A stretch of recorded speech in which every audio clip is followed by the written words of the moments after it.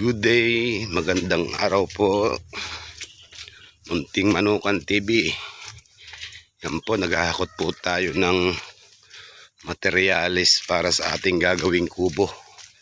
Kaya lang po, napakaputik, hindi po makapasok ang sakayan.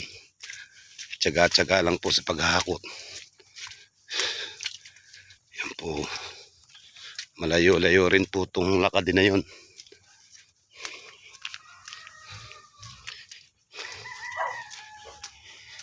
Ilang araw na po kasi umuulan dito sa Cavite. Nag-apak na nga lang po ako para hindi masyadong madulas.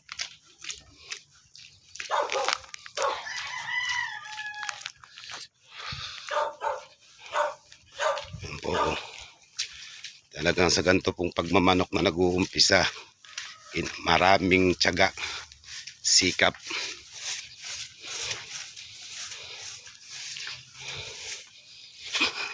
Medyo muntik nang nadulas. Malayo-layo rin po yung pinaghahakotan namin.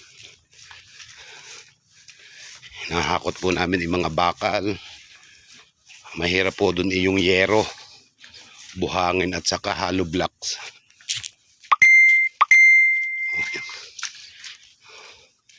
Dito naman po pagka mainit, mga 3 days na mainit, pasok ang sakayan. Kaya lang ilang araw na pong umuulan dito.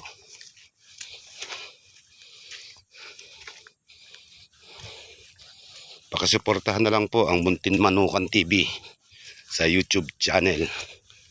Ayun pa po ang truck na magdi-deliver.